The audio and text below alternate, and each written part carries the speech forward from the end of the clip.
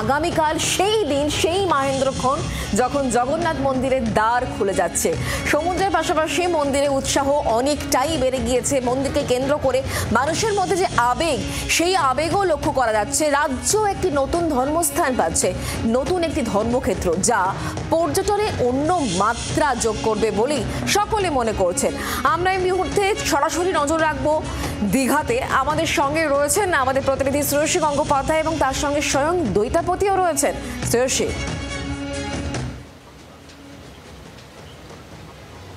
একেবারে দেখো, তোমাকে যেটা জানাবো যে আজকে আর কিছুক্ষণের পরে যে যজ্ঞ 23 তারিখ থেকে যে যজ্ঞ শুরু হয়েছে, সেই যজ্ঞে কিন্তু আজকে শেষ দিন, যেখানে 1 কোটি মন্ত্রে কিন্তু সেক্ষেত্রে দেবতাকে আহ্বান জানানো হচ্ছে।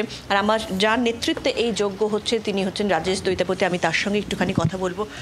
সেটা হচ্ছে যে এই যে আজকে তো শেষ দিন, আজকে পুণ্যাহুতি হবে, মুখ্যমন্ত্রী তিনি পুণ্যাহুতি দেবেন। মানে এই যে 7 দিন ধরে যে যজ্ঞ চললো, এই যজ্ঞের মূল কারণ কি ছিল, মানে কি উদ্দেশ্য নিয়ে করা হলো, কিভাবে করা হলো, সেটা যদি একটু বলেন। জয় জগন্নাথ।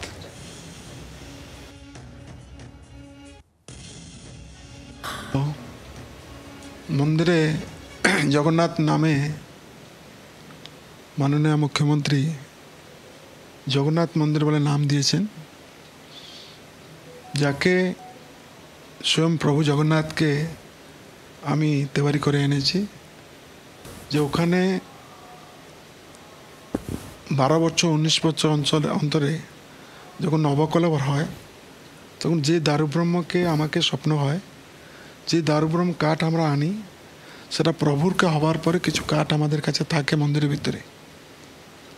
যখন আমাকে যখন মমতা ব্যানার্জি বললেন যে এখানে একটা মন্দিরতে প্রভু বসবেন, তো আমি শুনেছিলাম যে এখানে পাথর মূর্তি বসবে বলে, কিন্তু আমি তখন বললাম না, পাথর মূর্তি না, বসলে দারুব্রহ্ম মূর্তি বসবেন, ওনার প্রাণ প্রতিষ্ঠা হবে, ওনার পুজো হবে।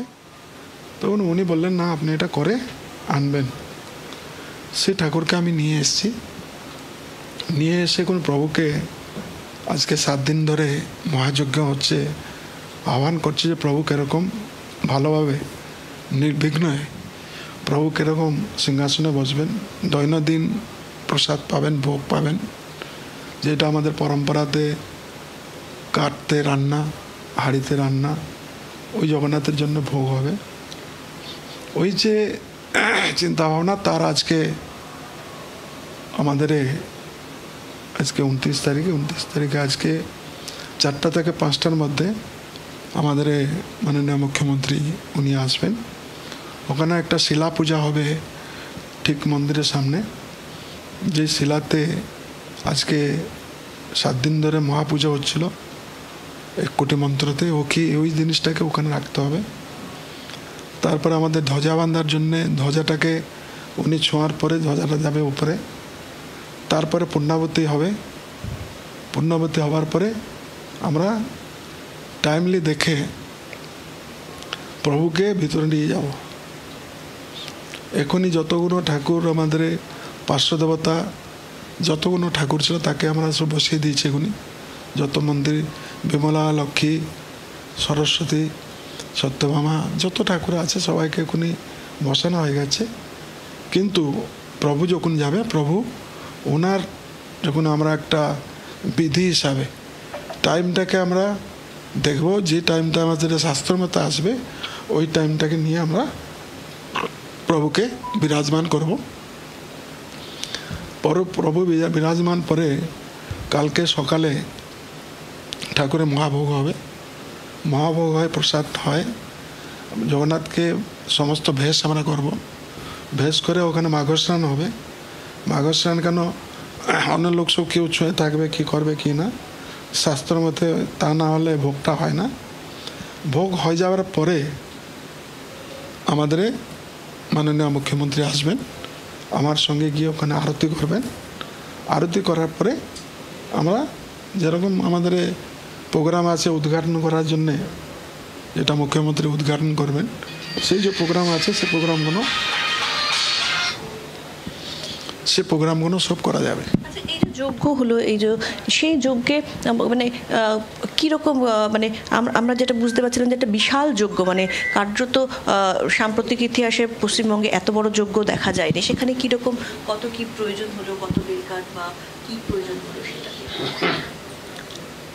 শুনুন, মেন জিনিস হচ্ছে যখন প্রভুর জন্যে আমরা চিন্তা ভাবনা করলাম, মমতা ব্যানার্জি যেদিন আমি মিটিংয়ে হচ্ছিল তখন বলেছিলেন যে রাজেশ দৈতাপতি যাই বলবে পুজোর জন্যে সব ব্যবস্থা ওখানে করা যাবে। তার জন্য এখনই ধরে নাও, আমি তো 2-3 ট্রাক চেয়েছিলাম কাঠ, প্রায় শেষ হয়ে গেছে দৈনন্দিন। এখানে 2 কুইন্টাল চাল ছিল, এ বি শেষ হয়ে গেছে। ঘি এসেছিল 2 কুইন্টালের উপরে, এ বি শেষ হয়ে গেছে। তার জন্যে মহাপুজো যেটা 20 বছর 19 বছর 20 বছরতে যেরকম পুজো হয়, সেরকম একটা পুজো এখানে বেঙ্গলতে হলো। বেঙ্গলতে পুজো শান্তির পুজো, যেটা প্রভু নিজে চাইলেন, নিজে দেখলেন যে আজকে এই পুজোর সমাপ্তি দিন যজ্ঞর। কালকে প্রভুর জন্যে যাই নৃত্য আছে, নৃত্য নীতি, সে নীতিগুলো আমি কালকে করে যাওয়ার পরে, আরতি হওয়ার পরে, তারপরে সরকারকে আমরা দায়িত্ব দেবো।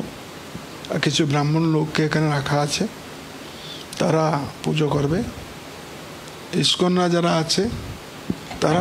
এই প্রসঙ্গে একটা ছোট্ট বিষয় আসি। কালকে যখন এক্ষেত্রে মহাপ্রভু, আপনি বললেন যে প্রাণ প্রতিষ্ঠা হবে, তারপরে তো প্রভু ভক্তদের দর্শন দেবেন, তো সেই দর্শনের সময় তিনি কোন বেশে থাকবেন, মানে কোন বেশ, সোনা বেশ হবে, রাজবেশ হবে, কোন বেশ হবে?